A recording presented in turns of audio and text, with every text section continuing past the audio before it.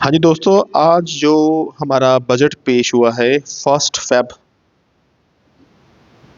2025 को, तो उसमें जो एज़ पर इनकम टैक्स हमें 12 लाख की जो उन्होंने एग्जम्पशन दी है, एग्जम्पशन नहीं बोलूँगा कि टैक्स 12 लाख की इनकम तक हमारा ज़ीरो है।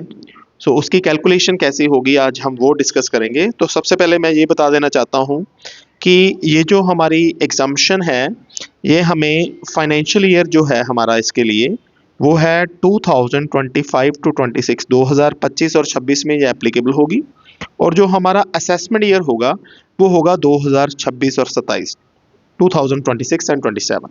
सो इसकी कैलकुलेशन अब मैं डिस्कस करने जा रहा हूँ कि जो बताया जा रहा है कि 4 लाख तक तो 5% है, 10% है, तो कैसे आपकी 12 लाख की इनकम जो एग्जाम्प्ट होगी, वो I will explain it in detail. So जैसे फॉर एग्जांपल किसी पर्सन की, एक मिडिल क्लास फैमिली के पर्सन की अगर इनकम जो है वो 12 लाख है, तो उसकी जो ज़ीरो से लेके जो फर्स्ट 4 लाख तक की जो इनकम होगी, उस पे जो रेट ऑफ टैक्स है वो है 0%, ज़ीरो टैक्स। जो नेक्स्ट 4 लाख से 8 लाख तक की इनकम है, उस पे जो टैक्स रेट हमारा बन रहा है, जहाँ हमारा मेंशन किया गया है आज के जो बजट में प्रेजेंटेशन की गई है, तो उसमें जो है 5% है। तो ये डिफरेंस जो बन रहा है 4 लाख का बन रहा है, 4 से 8 में से, तो 5% 20,000 आपका टैक्स लगेगा 8 लाख की इनकम तक। फिर 8 लाख से ऊपर अगर आपकी इनकम 12 लाख तक है, तो उस पर 10% लगेगा। जो नेक्स्ट 4 लाख है उसका बनता है 40,000। अब 60,000 का जो टैक्स है वो आपकी 12 लाख की इनकम का बन रहा है, लेकिन ये एग्जाम्प्ट हो जाएगा, ये माफ हो जाएगा, क्योंकि एक 87A की रिबेट है जो है एक्चुअल टैक्स और 60,000 विच एवर इज लेस। तो इस केस में वो आपके इनकम पे अलाउ हो जाएगी और आपका जो टैक्स होगा दैट विल बिकम जीरो। तो आपका जो टैक्स है वो जीरो हो जाएगा।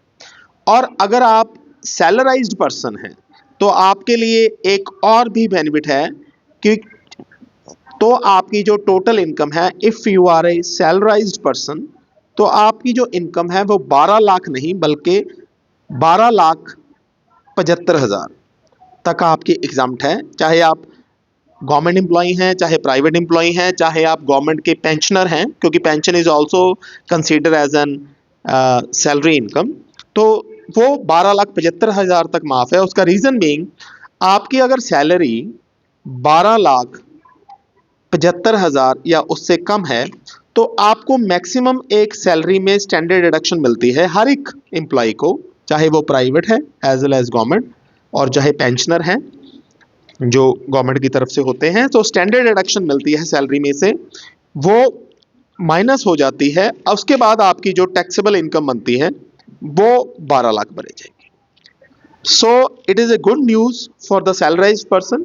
उनकी जो इनकम है वो 12,75,000 तक एग्जाम्प्ट कर दी गई है विदाउट एनी टैक्स। और जो बाकी अदर्स इनकम वाले जो हमारे मिडिल क्लास कैटेगरी को बिलोंग करते लोग हैं, उनकी 12 लाख की इनकम एग्जाम्प्ट है। So thank you so much, this is the new tax regime. और उसके बाद अगर किसी की 12 लाख से ज़्यादा की इनकम है, तो नेक्स्ट 12 से 16 लाख पे उन्होंने टैक्स रेट बना दिया है, 16 से 20 पे उन्होंने बना दिया है, 20 से 24 पे बना दिया है, और 24 लाख के अबव बना दिया है। 12 से 16 लाख की इनकम वालों को 15% लगेगा डिफरेंस पे, उसके बाद 20, फिर 25 एंड आफ्टर दैट 30 अगर आपकी इनकम 24 लाख से ज़्यादा है। Thank you so much for watching, thank you so much.